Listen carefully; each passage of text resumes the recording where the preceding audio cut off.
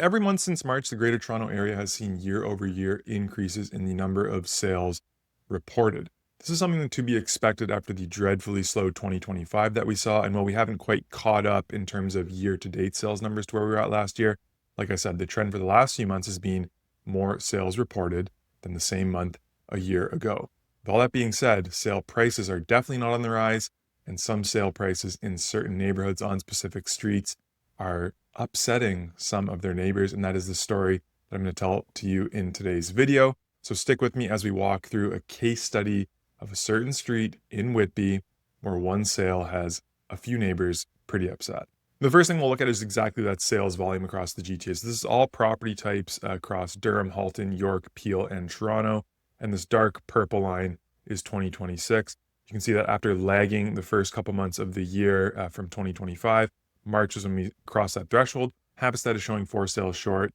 Treb Market Watch showed that we had a few more sales in March of this year than last year, as well as the MLS. But then again, that gap kind of grew and stayed pretty consistent through April and May.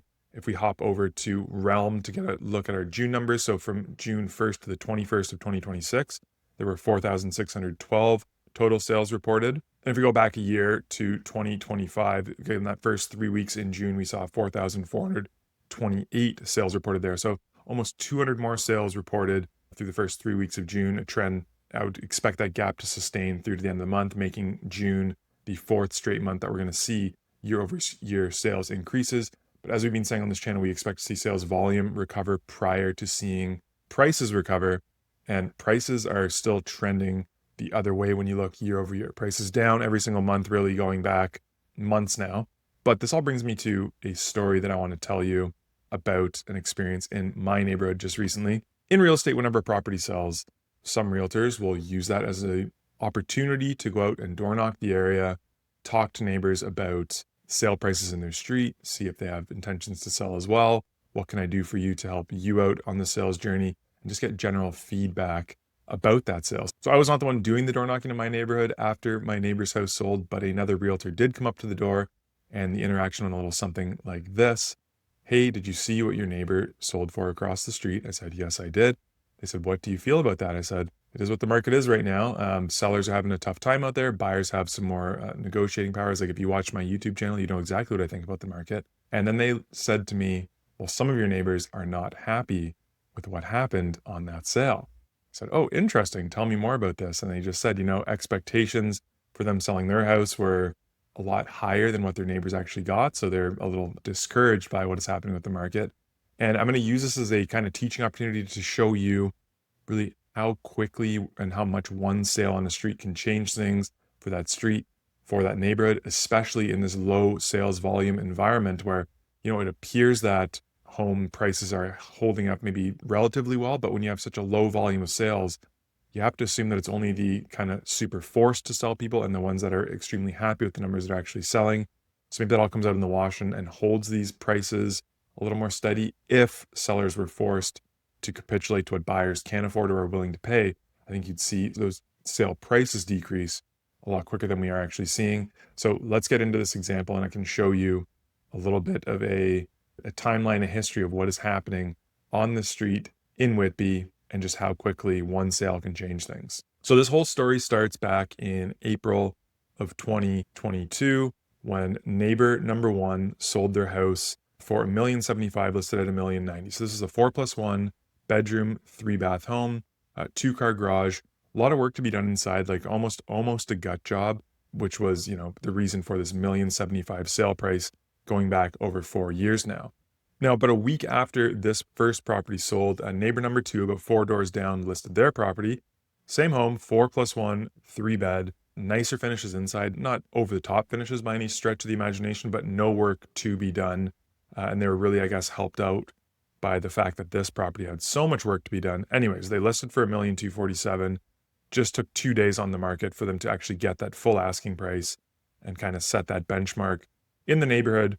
$1,247,000 for a 4-bed, 3-bath detached home. Now, for some time context, this home that sold for $1,247,000 was in April of 2022, and we remember that prices really started correcting in February, March of that year. So they probably sold at a great time considering where the market was at, the trajectory that it was going in, the fact that they got a 2-day sale for full ask, A great result for those people.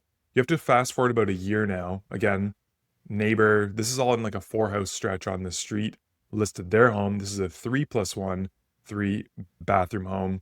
They listed for $1,295,000, and the very next day got an offer for $1,270,000 to sell their home. So considering a year later, the big correction we'd seen in early 2022, we remember that the market came out a little bit hot in early 2023, probably a little hotter than some people were expecting. So again, another great result for these people, $1,270,000.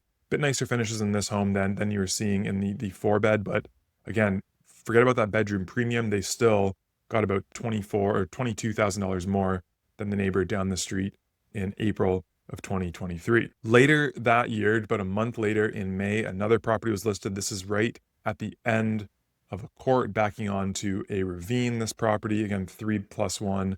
This is 4 bathrooms in this home, listed for $1,199,000. Used the offer night strategy at this price point, and it did yield results. Somebody bought that home for $1,337,000 back then. So this is in June of 2023 that this property officially sold. So to follow our timeline once again, real fixer-upper sells for $1,075,000. A week later, another one sells for $1,247,000.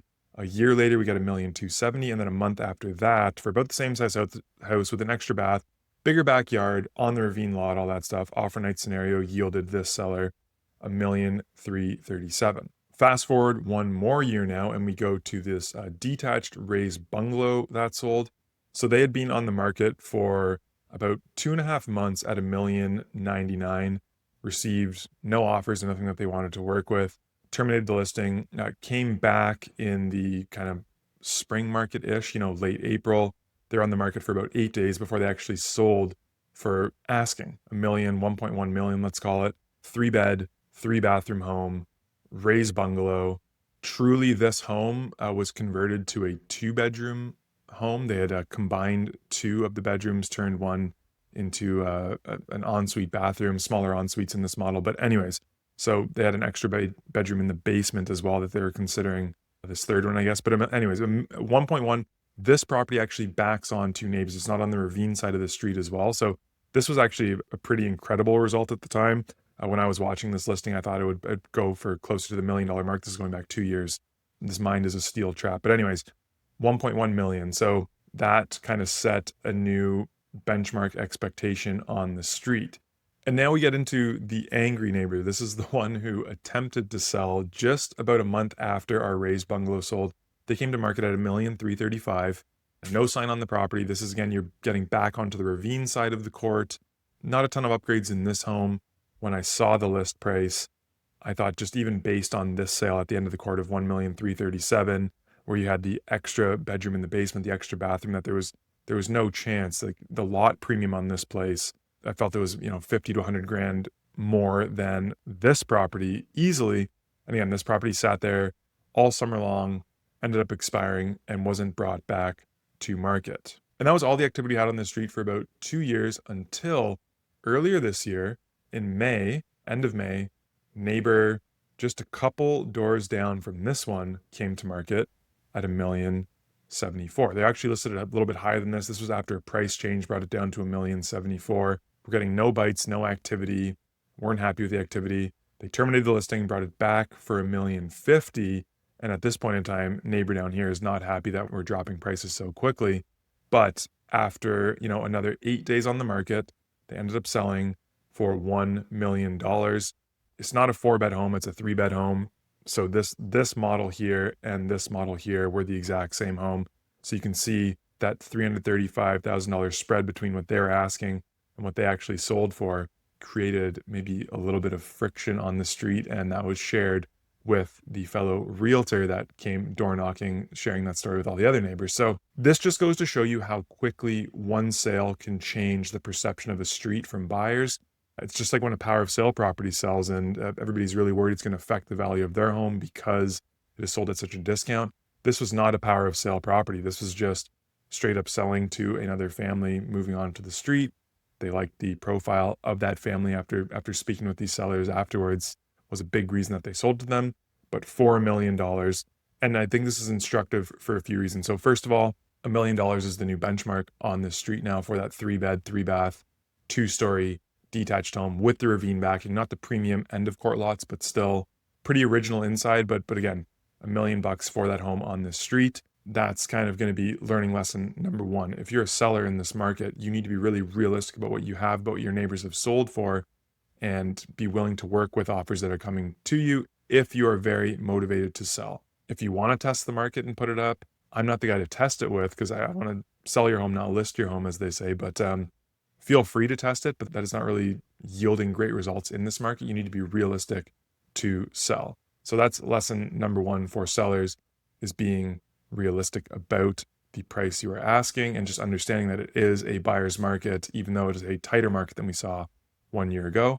For buyers, I think this is super instructive because this here was an original owner, ton of equity in their home, probably not as concerned about achieving a big price as somebody who bought in the last even 10 years, let's say. Like, these people have been in this home for 25 plus years. So if you're a buyer out there looking to get a deal, try targeting these homes that have been lived in for 25 plus, 30 plus years. I did a whole video on this months ago just about how that math breaks down for people selling these homes versus ones that have been in the house a little bit more recently. So buyers targeting those types of properties, something that, you could yield great results. And just, again, being patient with these properties. Like, this property at the end of the day was listed for about 3 weeks. So nothing crazy on days on market, but 3 weeks is all it took to bring this price down. It was originally listed for about 1.15, I want to say 1.1. So 150 grand in price drops to where they actually ended up selling for. It is what it is. People are going to sell their homes and they need to sell. If you're a seller, this is lesson number two. If you got an offer that you're happy with, forget about what your neighbors are going to say about that. Unless you're moving down the street and you have to deal with those neighbors some more, you're not going to have to ever talk to those people again. So getting a number that works for you, that you are happy with, is of the utmost importance.